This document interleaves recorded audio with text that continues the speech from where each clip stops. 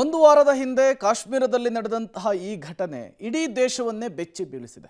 ಈ ಘಟನೆಯ ಸಂದರ್ಭದಲ್ಲಿ ಅಲ್ಲಿದ್ದಂತಹ ಪ್ರವಾಸಿಗ ರಿಷಿ ಭಟ್ ಆ ಭೀಭತ್ಸ ಕೃತ್ಯವನ್ನ ಎಳೆಯಾಗಿ ಬಿಚ್ಚಿಟ್ಟಿದ್ದಾರೆ. ಭದ್ರತಾ ಸಿಬ್ಬಂದಿಯಂತೆ ಉಡುಗಿಯನ್ನ ತೊಟ್ಟಿರ್ತಾರಂತೆ ಉಗ್ರರು. ಹೆಸರು ಧರ್ಮವನ್ನ ಕೇಳಿ ಉಗ್ರರಿಂದ ಗುಂಡಿನ ದಾಳಿಯಾಗಿದೆ ಅನ್ನೋದು ಗೊತ್ತಾಗ್ತಾ ಇದೆ. ರಾಕ್ಷಸರ ದಾಳಿಯನ್ನ ಎಳೆಯಾಗಿ ಪ್ರವಾಸಿಗ ರಿಷಿ ಭಟ್ ಬಿಚ್ಚಿಟ್ಟಿದ್ದಾರೆ. ನಾನು ರೂಪ್ವೇನಲ್ಲಿದ್ದಂತಹ ಕಾರಣ ನನ್ನ ಜೀವ ಉಳಿತು. ಉಗ್ರರು ಪ್ರವಾಸಿಗರನ್ನ ಕಲ್ಮಾ ಹೇಳುವಂತೆ ಕೇಳ್ತಾ ಇದ್ರು. ಪಠಿಸಲು ಬರದೇ ಇರೋರನ್ನ ಹೆಸರು ಧರ್ಮವನ್ನ ಕೇಳಿ ಅವರಿಗೆ ಗುಂಡಿಕ್ಕುವಂತಹ ಕೆಲಸ ಆಗಿದೆ. ನನ್ನ ಮುಂದೆ 16-18 ಕೊಲೆಗಳಾಗೋಯ್ತು. ಅದನ್ನ ನಾನು ಕಣ್ಣಾರೆ ನೋಡಿದ್ದೇನೆ ಅಂತ ಹೇಳಿದ್ದಾರೆ. ನರಮೇಧದ ಭೀಕರತೆಯನ್ನ ಆ ಭೀಭತ್ಸ ಘಟನೆಯನ್ನ ಎಳೆಯಾಗಿ ಬಿಚ್ಚಿಡುವಂತಹ ಕೆಲಸವನ್ನ ಪ್ರವಾಸಿಗ ರಿಷಿ ಭಟ್ ಮಾಡಿದ್ದಾರೆ. NIA ಇನ್ವೆಸ್ಟಿಗೇಷನ್ಗೆ ಈಗ ಇವರೇನೆ ಬಹುಮುಖ್ಯ ಸಾಕ್ಷ್ಯವಾಗಿಯೂ ಕೂಡ ಸಿಗ್ತಾ ಇದ್ದಾರೆ. ಇವರ ಈ ವಿಡಿಯೋ, ಇವರ ಈ ಹೇಳಿಕೆ ಬಹಳ ದೊಡ್ಡ ಮಟ್ಟದ ಪರಿಣಾಮ ಕೂಡ ಬೀರ್ತಾ ಇದೆ. ಇಷ್ಟೆಲ್ಲ ಕೃತ್ಯಗಳು ನಡೆದು 26 ಮಂದಿ ಅಮಾಯಕ ಪ್ರವಾಸಿಗರು ಮೃತಪಟ್ಟು ಇವತ್ತಿಗೆ 1 ವಾರ ಆಯಿತು. ಆಗಲೇ ಪ್ರತೀಕಾರದ ಧ್ವನಿ ಆರಂಭದಲ್ಲೇ ಕೇಳಿಬಂತು. ಬಟ್ ಇನ್ನೂ ಕೇಂದ್ರ ಸರ್ಕಾರ ಯಾವ ನಿರ್ಧಾರಕ್ಕೂ ಬಂದಂಗೆ ಕಾಣಿಸ್ತಾ ಇಲ್ಲ. ಪೆಹಲ್ಗಾಮ್ ದಾಳಿ ನಡೆದು ಇವತ್ತಿಗೆ 1 ವಾರ. ಉಗ್ರರ ಅಟ್ಟಹಾಸಕ್ಕೆ ಯಾವಾಗ ಪ್ರತೀಕಾರ?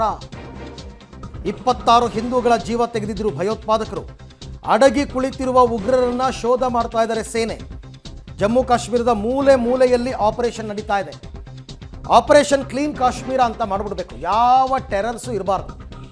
ಎಲ್ಲ ಹಳ್ಳಿಗೆ ನುಗ್ಗಿ ಅವ್ರ ಮನೆಗಳನ್ನ ಧ್ವಂಸ ಮಾಡಿ ಅವ್ರು ಯಾರು ಅಲ್ಲಿ ಉಳ್ಕೊಳ್ಳೇಬಾರ್ದು. ನೋಡೋಣ ಅದೆಷ್ಟು ಜನ ಪಾಕಿಸ್ತಾನಕ್ಕೆ ಹೋಗ್ತಾರೆ, ಅದೆಷ್ಟು ಜನ ಪಾಕಿಸ್ತಾನದಲ್ಲೇ ಇರ್ತಾರೆ ಇವರು ಅಂತಂದ್ಬಿಟ್ಟು. ಬಟ್ ಪ್ರತೀಕಾರ ಅಂದರೆ ಸೇನೆಯವರು ತಮ್ಮ ಕೆಲಸವನ್ನು ಮಾಡ್ತಾ ಇದ್ದಾರೆ, NIA ಅವರು ತಮ್ಮ ತನಿಖೆಯನ್ನು ಮಾಡ್ತಾ ಇದ್ದಾರೆ. ಬಟ್ ದೊಡ್ಡ ಮಟ್ಟದಲ್ಲಿ ಒಂದು ಪ್ರತೀಕಾರಕ್ಕೋಸ್ಕರ ಕೇಂದ್ರ ಸರ್ಕಾರ ನಿರ್ಧಾರವನ್ನು ತಗೊಂಡಿಲ್ಲ. ನೀವು ಏರ್ ಸ್ಟ್ರೈಕ್ ಮಾಡ್ತೀರಾ, ಸರ್ಜಿಕಲ್ ಸ್ಟ್ರೈಕ್ ಮಾಡ್ತೀರಾ, ಅಥವಾ ಪಾಕಿಸ್ತಾನದ ವಿರುದ್ಧ ಯುದ್ಧವನ್ನೇ ಘೋಷಣೆ ಮಾಡ್ತೀರಾ, ಏನಾದರೂ ಸರಿ ಒಂದು ರಿಸಲ್ಟ್ ನಮಗೆ ಬೇಕು ಹೀಗಂತ ಸಮಸ್ತ ಭಾರತೀಯರು ಕೇಳ್ತಾ ಇದ್ದಾರೆ.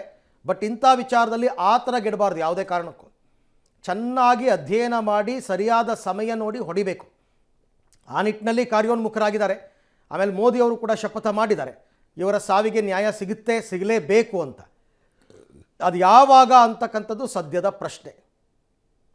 ಸೊ ಹಾಗಾಗಿ ಈಗ ಎಲ್ಲರೂ ಕೂಡ ಕಾಯ್ತಾ ಇದ್ದಾರೆ, ಯಾವ ನಿರ್ಧಾರವನ್ನು ಕೇಂದ್ರ ಸರ್ಕಾರ ತಗೊಳುತ್ತೆ, ಪಾಕಿಸ್ತಾನಕ್ಕೆ ಯಾವಾಗ ಬುದ್ಧಿ ಕಲಿಸುತ್ತೆ. ರಾಜತಾಂತ್ರಿಕ ಯುದ್ಧದಲ್ಲಿ ಈಗಾಗಲೇ ಒಂದು ಹಂತದ ಯಶ ಸಿಕ್ಕಿದೆ. ಬಟ್ ನೇರವಾದ ಯುದ್ಧ ಅದು ಯಾವಾಗ ಅಂತ ಪ್ರಶ್ನೆ.